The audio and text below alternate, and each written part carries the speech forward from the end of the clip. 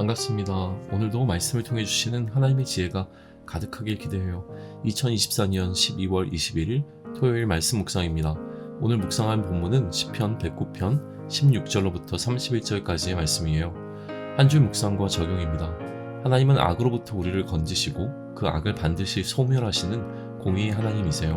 그렇기에 혹시 내가 악인의 길을 따르고 있는 것은 아닌지 돌아보고 하나님의 질서를 따를 것을 다시 다짐하며 하나님의 질서를 따르는 가운데 불이한 상황을 마주하게 될 때 내가 먼저 행동하기 이전에 하나님께서 통치해 주시길 기도를 통해 맡겨드리겠습니다. 본문을 읽겠습니다. 그가 인자를 베풀리를 생각하지 아니하고 가난하고 궁핍한 자와 마음이 상한 자를 핍박하여 죽이려 하였기 때문이이다. 그가 저주하기를 좋아하더니 그것이 자기에게 임하고 축복하기를 기뻐하지 아니하더니 복이 그를 멀리 떠났으며 또 저주하기를 옷 입듯 하더니 저주가 물같이 그 몸속으로 들어가며 기름같이 그 뼛속으로 들어갔나이다. 저주가 그에게는 입는 옷 같고 항상 띠는 띠와 같게 하소서. 이는 나의 대적들이 곧 내 영혼을 대적하여 악담하는 자들이 여호와께 받는 보응이니이다. 그러나 주 여호와여, 주의 이름으로 말미암아 나를 선대하소서. 주의 인자하심이 선하시오니 나를 건지소서. 나는 가난하고 궁핍하여 나의 중심이 상함이니이다. 나는 석양 그림자같이 지나가고 또 메뚜기같이 불려가오며 금식함으로 내 무릎이 흔들리고 내 육체는 수척하오며 나는 또 그들의 비방거리라. 그들이 나를 보면 머리를 흔드나이다. 여호와 나의 하나님이여, 나를 도우시며 주의 인자하심을 따라 나를 구원하소서. 이것이 주의 손이 하신 일인 줄을 그들이 알게 하소서. 주 여호와께서 이를 행하셨나이다. 그들은 내게 저주하여도 주는 내게 복을 주소서. 그들은 일어날 때에 수치를 당할지라도 주의 종은 즐거워하리이다. 나의 대적들이 욕을 옷 입듯 하게 하시며 자기 수치를 겉옷같이 입게 하소서.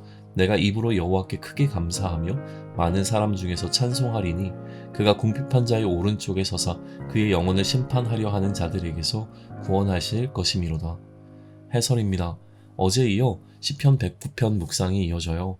어제는 시인이 하나님을 향해 자신을 대적하는 자들에게 저주를 내려달라고 기도했다면 오늘은 이러한 상황으로부터 자신을 구원해 주실 것을 간구합니다.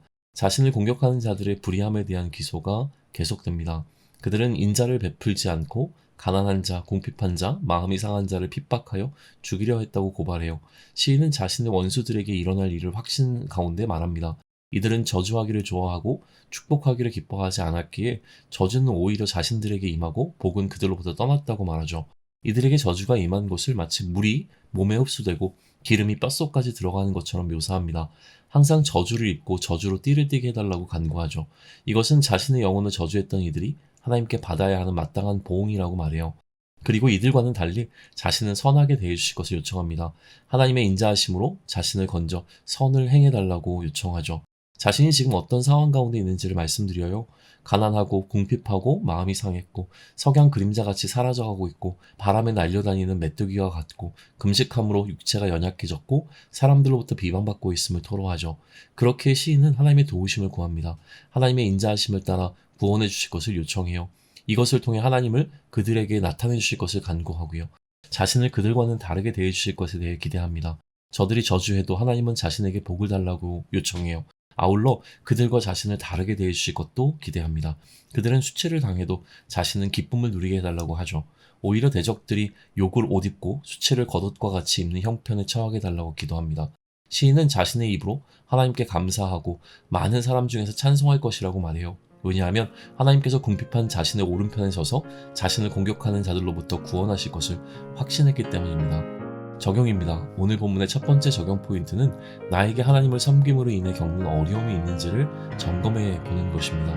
시편에 기록되어 있는 저주의 시들은 때론 우리의 마음을 대변해 주는 것 같아서 속이 시원하기도 하지만 원수를 사랑하신 예수님을 알기에 이러한 저주는 오히려 마음을 불편하게 하기도 해요. 그렇기에 이러한 저주를 개인적 차원에서 이해하기보다는 전 인류적 차원에서 이해하는 것이 좋습니다. 하나님의 사람인 시인을 공격하는 것은 시인이 아니라 그 시인이 섬기고 있는 하나님을 공격하는 것과 같이 여겨집니다. 그래서 시인은 하나님께 자신을 공격하는 자들을 향한 저주의 요청을 할 수 있는 것이죠. 하나님은 악으로부터 우리를 건지시지만 악 그 자체는 반드시 소멸하시는 분이시기 때문입니다. 이때의 전제는 우리가 하나님의 사람으로 살기 위해 몸부림치고 있어야 한다는 거예요. 하나님이 사람에게 받는 고통스러운 상황, 그 악한 상황에 대한 저주이기 때문에 그래요. 내가 하나님의 질서가 아니라 세상의 질서를 따르고 있고 그 과정에서 마주한 어려운 상황이라면 하나님의 저주의 대상이 아니라 그것 자체가 하나님의 심판의 대상이 됩니다.